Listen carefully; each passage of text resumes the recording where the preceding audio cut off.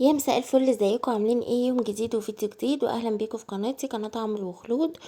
النهارده بقى انا هعمل اكله هي مش محتاجه شرح قوي يعني، بس من الاكلات الخفيفه على قلب اي ست. مكرونه وبانيه، وانا عامله خضار سوتيه جنبها. تقدري تعملي سلطه، تقدري تحطي مخلل، تقدري تقطعي خيار وقوطه، بس كده اي حاجه تكون بس خضار كده جنب الاكل، علشان برضو ايه يعني صحتكم وكده. اول حاجه بقى انا عملتها ان انا بشرب بصلايه كده صغيره، وعندي طبعا البانيه هنا متقطع وغسلاه ومخليه زي الفل، وعندي معلقه كاتشب، وهيبقى عندي بقى التوابل اللي بستخدمها عادي.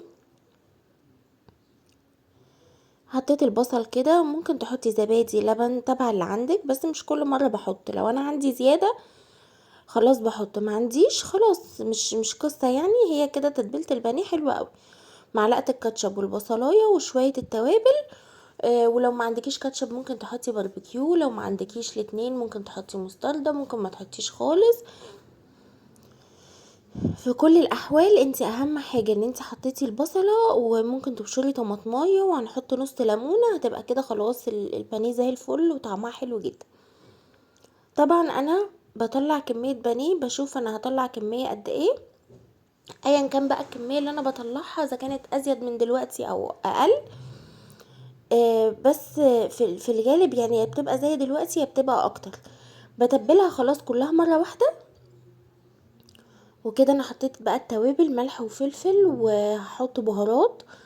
ولو عندك سماق حطي، بس انا كان خلصان. تقدري تحطي رشة قرفة، رشة جنزبيل، توم وبصل بودر، التوابل برضو اللي بتفضليها.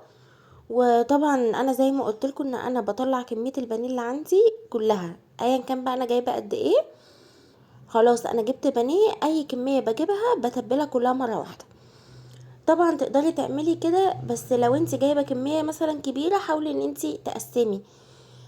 طب انا مثلا هعمل اكلتين بانيه، واكله مثلا ستريبس، واكله مثلا هفرمها واعملها كفته فراخ.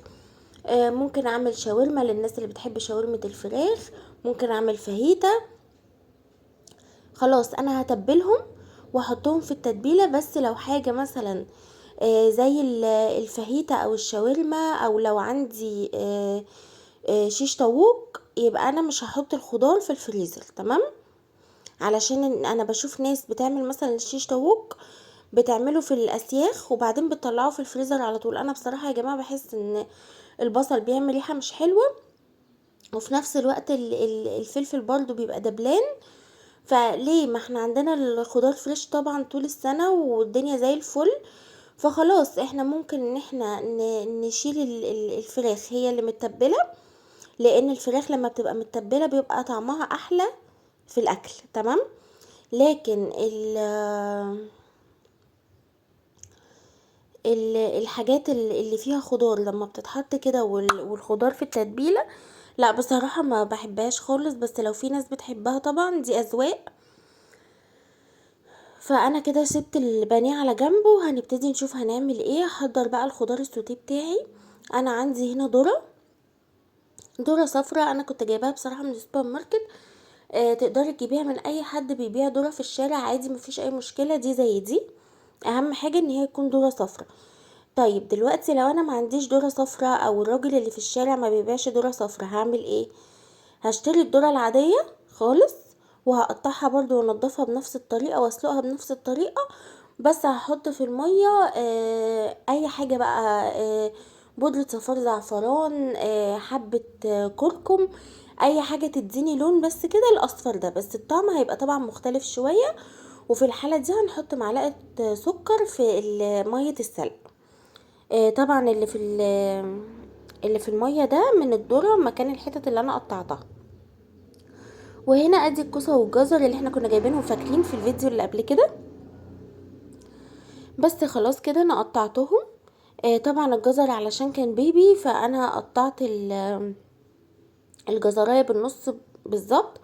ونفس الحكايه بالنسبه للكوسه. وانا بحط الاتنين تسويه واحده عادي، مفيش اي مشكله. بفضل بقى اشوح فيهم كده في معلقه سمنه او معلقه زبده. وعندي طبعا هنا الميه بتغلي علشان اسلق المكرونه، وطبعا كلكم عارفين المكرونه بتتسلق ازاي يا جماعه. مش حاجة صعبة يعني. وهنا البانيه اهي بعد ما جهزت، وكان الذره اهو طلع على جنب لو انتوا شايفينه. هبدأ بقى دلوقتي ان انا اتبل، احط البانيه، اتبل ايه، خلاص انا تبلته. احط البانيه في الدقيق. الطريقة دي بتخلي الكفر بتاع الحاجات حلو جدا. سواء انت عاملة مثلا بانيه او كبدة مثلا او بفتيك.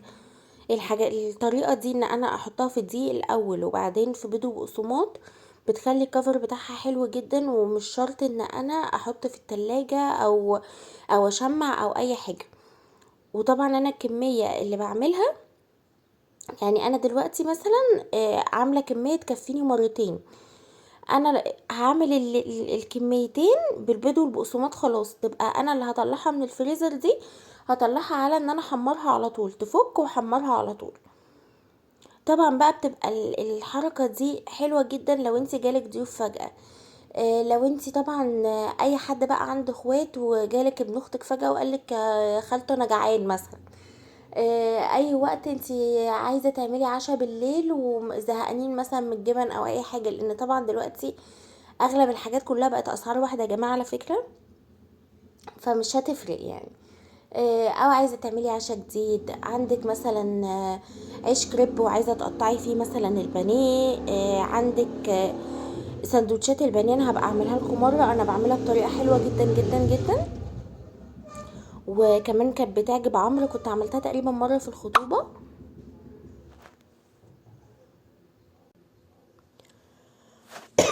فانا بحبها يعني جدا. فجربوا كده التتبيله كمان بتاعتي وهتعجبكم جدا. وما تنسوش لو عندكم طبعا طماطم ان انتوا تبشروا طماطمايه مع البصل، بتدي برضو تسكيله حلوه كده للبانيه. بصوا بقى هفضل كده اعمل البانيه كده في البيض وبعدين في البقسماط. طبعا انا البيض اللي بستخدمه، انا عندي لبن بحط على البيض لبن، ما عنديش لبن بحط على البيض شويه ميه واضربه كويس قوي بالشوكه، علشان اشيل اللزوجه بتاعه البيض، ما يبقاش مكتل كده لما اجي اعمل بانيه. تمام، جربوها برضو هتعجبكم. وهنا طبعا حطيت معلقه زبده كده وهشوح فيها الذره بس من غير ما تاخد لون، وحط طبعا عليها ملح وفلفل، مش اكتر من كده. ودي كمان البانيه بتتحمر، يعني انا كل حاجه كده زي الفل. وطبعا اديكوا شايفين الطبقه بتاعتها متماسكه جدا ومش بتتهري ولا تقع ولا اي حاجه. واديني بحمر بصل اهو للصلصه. وطبعا عايزه اقول لكم ان انا من الناس اللي انا عندي عطار كويس هنا في السوق، وانا بجيب منه البقسماط اللي بالكيلو. تمام. لاي حد بيعمل، بصوا بقى القشره بتاعته حلوه ازاي. اي حد بيعمل بانيه كتير او بيستخدم بقسماط كتير، او حتى لو مش بيستخدم بقسماط كتير، مش علشان التوفير بس، لا البقسماط السايب ده بيكون حلو جدا، بس طبعا على حسب النوعية بتاعه البقسماط، وبيكون الكراست بتاعه حلو جدا. وطبعا ده شكل الاكل، واتمنى يكون الفيديو كده خفيف على قلبكم، واشوفكم ان شاء الله في فيديو جديد. وما تنسوش تعملوا لي لايك وشير وسبسكرايب للقناة، وباي باي.